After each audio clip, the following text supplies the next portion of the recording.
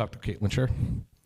I want to talk a little bit about your company, but I also want to have this conversation. During our prep call, we really got engaged with this wellness versus medical device distinction, Yes. what that means for billing, what it means for how you start a company. So we're going to go into a lot of those directions, but first let's just talk about NexSense and what you're working on now. Sure, and two quick clarifications up top. I am a doctor. I'm not a medical doctor, to the point that was raised earlier, so don't trust me on medicine. It's worse than that. She's a former journalist. That is also true. You can trust me on, the sociology and history of science, which is my area of research. The other thing I want to call out is that I was also born in Queens for the contingent in the audience. Play into the crowd. Yeah. Just to get into a little bit of what I do now, I lead product at a company called NexSense, and in short, we create biosensing earbuds for improving sleep. Let's unpack that. So we use a technology that a lot of you guys are probably familiar with called EEG. It's been around for almost literally 100 years. But the conventional scalp EEG is all over the head. That's what you'd see in clinical settings. We take a couple of those sensors, put them in the ear. Form factor is earbuds that you would be familiar with, but use that to modulate your audio based on what's going on in your brain. And so for sleep, we found that to be a pretty perfect application for the technology. One, because EEG is excellent at measuring sleep. It's part of how sleep stages are defined. And there's also a huge behavioral trend existing that is using audio to fall asleep in some way. So about half of the adult population uses some form of audio. That could range from leaving on the TV, leaving on a fan, listening to white noise, listening to podcasts. It really varies. So kind of capitalizing on this thing that people already seem to be doing to fall asleep and making it work better because we can actually tell how your sleep is changing based on sound. So we're going to talk more about sleep this afternoon, but I think we all sort of intuitively know how important sleep is to our health. So is this device a wellness device or a medical device? It's a wellness device. And what does that mean? Yeah, so that means practically that we don't go through the FDA. We are not indicated for treating any specific medical condition, and that's what it means. So you are super upfront about that. And part of it is that because you have a history as a journalist. Yeah. When we started talking about this, our conversation very quickly pivoted to health communication and how these things are conveyed in the market and how that's evolved. I mean, you were a health communicator, you still are a health communicator. So tell me a little bit about how you see the state of things now and what some of the problems are. So something really weird has happened already today, that there seems to be an implication that our healthcare system is broken in some ways. Weird. So weird. So there is understandable frustration, I think, and mistrust of existing healthcare structures, right? And so that has bred a couple of things. From a practical point of view, if you're an entrepreneur developing a product, as we just heard, it's very difficult to pin a technology into these predefined categories of what is billable on the one hand. So if you want to get paid via reimbursement.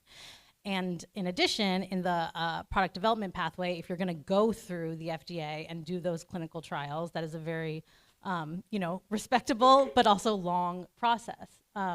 So that's on the sort of entrepreneurial side. On the consumer side, users or consumers, humans, are seeing every day ways in which healthcare isn't working for them. And that has created a vacuum into which wellness has stepped, for better and worse, I think, because there is a genuine path to innovation for products that can help people, and those can come to market quicker. But it has bred a system where a lot of these companies and technologies are almost situating themselves in opposition to conventional medicine, to sort of say, we're going to solve all the ways in which this is broken, and trust us, don't trust them, and doctors are bad somehow. And so I think in an effort to market products, we've contributed to rather pernicious discourse around science and medicine. And I think a lot of it has to do with social media as well, in the where people are actually getting their information. I mean, the whole FDA approval, it's published on a website. Nobody's reading websites anymore. They're not reading journalism anymore. They're getting their information from short form video, TikTok and Instagram, and they're making health decisions based on those types of interactions. Yeah, health decisions, and also health decisions has become consumerism, right? So we see that something is broken, like people aren't eating well, or people aren't sleeping well, or people aren't exercising enough. Folks see an opening, and that becomes a path to create a product when a product isn't always necessarily called for, right? Or for meditation, like meditation is kind of like defined as like nothingness. You don't need anything, and there are products to help you meditate. But again, people see an opening because they see consumers who are eager to take control of some facet of their health, and then they feel validated by buying a product. I am doing this choice that aligns with my health goals, regardless of whether or not it works. And I think some of that is built into the term wellness. So it became a super fashionable thing to associate with. Then I think there was a little bit of a backlash. I know as we were programming this conference, like want to work in the wellness space, but it means I have to draw lines of like what makes sense, what's actually real science, what is just a product. Yeah, I saw you chose longevity, which is just kind of like the boy version of wellness. That's right. That's right. It's a little safer. Yeah. And I may have had ChatGPT help me do that. Sure, as we all do. But I wanted to avoid that sort of gimmicky, and I got a lot of pitches from people who I kind of put off because I didn't think they were going to be good enough to be on stage with the rest of this lineup. But I realized how hard that is for me to do as a journalist, to like research it and find out, is this something that's real or not? If I have trouble doing it, I can't imagine that the average consumer is even going to be aware that they need to make this distinction. Yes, it's super hard. And I think when we talk about barriers to access, like there's a lot of like different categories, right? There's like wellness, there's longevity, there's biohacking, there's like proper healthcare.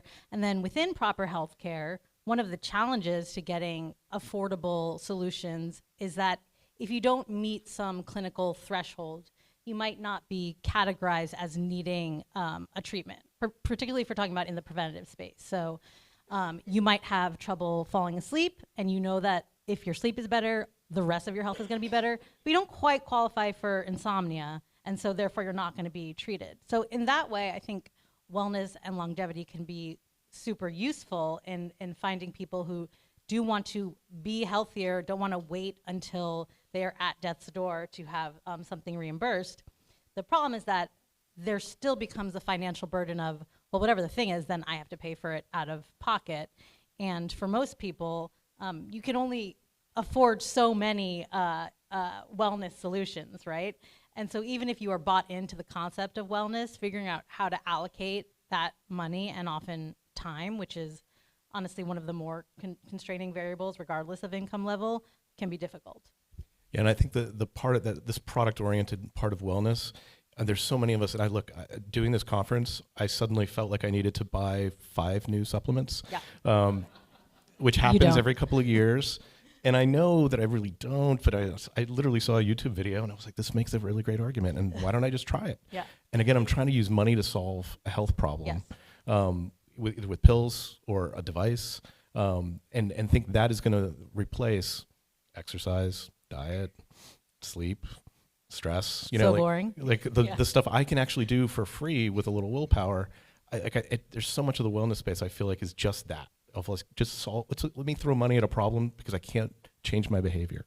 Yeah, I think that's huge. And what I really liked about the previous speakers was there was a lot of talk about like doing things passively, meeting people where they are in their current behavior stack, and not asking for massive behavior change to see a benefit.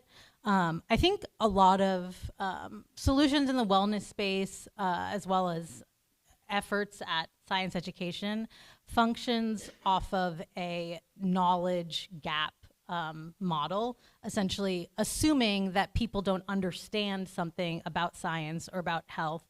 And if they only knew what the research said, then they would change their life. And research in the science communication space for a long time has said that's not it.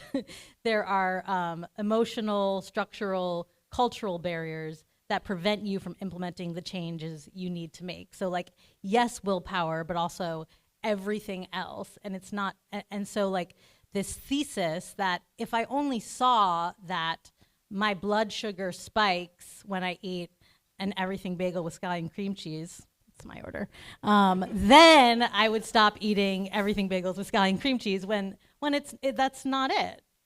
So how do we navigate out of this? I mean, where do we look for the solution? If educating consumers is not the answer, what is the answer, or what's the best advice you can give?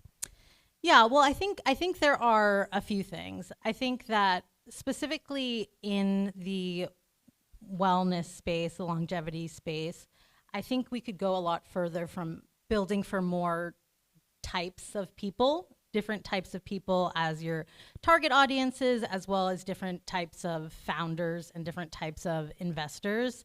One of my frustrations in the biz is that the target persona is always this like 40-year-old white male affluent biohacker, and that guy does exist and he's gonna buy the product. He is also your founder and he is also your investor. So it's very easy to build for this person.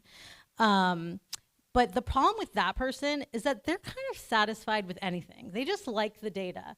And they are already on this journey to optimization where their goal is to like compete in a Tough Mudder or something. And like that's their biggest health struggle at that point in time. And if you can shave 2 minutes off of their marathon time, then that's going to be a win for them. And sure, those people need things, but that's not actually solving a health crisis. Meanwhile, while the founders are pitching the product, they are saying we're going to solve this health crisis that affects 50% of the population, but it's actually only built by and targeted for 1%. And so the reason that I pose that as like a practical solution is that I think when creating business models, when doing user research, thinking a little bit outside the box, talking to different types of people, finding their pain points, finding solutions that don't require massive behavior change, developing solutions that make something in their life easier, not harder, I think in theory could be a win across the board in terms of both accessibility and financial outcomes. I think that maybe the argument is that might be the right way to solve a health problem. Yeah. But many companies are not trying to solve a health problem, they're trying to sell a product. Right. And to sell that product, they need to create the perception of a problem. Yes, I think that is true. And I think that my hope is now that, a lot of my background is in the sensor space. Now that sensors are becoming a little bit more commodity, that we can be a little bit more creative around how and where we deploy them. So what I mean by that is I actually think it's not terrible to think about building a product rather than solving a health crisis. I'm in the earbud space, right? I know that people already buy earbuds, a lot of people. And it's not just hyper wealthy people who are willing to spend $250 to $300 on a pair of earbuds because in their ear, they're using it every day, that they have decided that the value is there. So if we can think about, hey, I'm going to put a sensor and a thing that you already wear, this is a consumer electronics product, and at the same time, gather some health data, possibly provide an intervention to improve your health, I think that's a totally viable path. And I also think of one of the reasons I'm super excited about consumer products with sensors is that in order to get the best, most interesting, most helpful data, you want people to be wearing it a lot, right? Number one rule of wearables is that they have to be wearable, right? And I've been around a lot of EEG headsets that look goofy and the average person is not going to wear. So if you can make something relatively innocuous, you already have earbuds in your ear half the day, you have a ring that's just there, doesn't bother me at all, you have the potential to improve, provide information without making it the focus of your universe. I think that's such a key thing. That's why I went to the Aura as soon as it came out.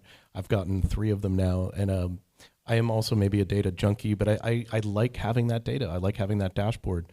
What mistake do you think people make in this age of having access to all these dashboards, all these personal health metrics? What mistake are consumers making in that data deluge? Yeah, so this is like, I guess, a consumer mistake, but it's I would put the onus still more on the developers, is that because they can see a metric that it's worth optimizing for. So like you hear like, if you can't measure it, you can't manage it. But just because you can measure it doesn't mean you have to manage it or that it should be the thing. Like the generation of wearables that like I hope we're somewhat graduating from is PPG is everywhere. PPG is what's in the ring, what's in the watch, and based on a cardiovascular signal, we can deduce an increasing litany of things around sleep, around heart rate, temperature, health. But what you see is determined by the sensor's capabilities, not by what we have decided a priori is the most important indicators of your health.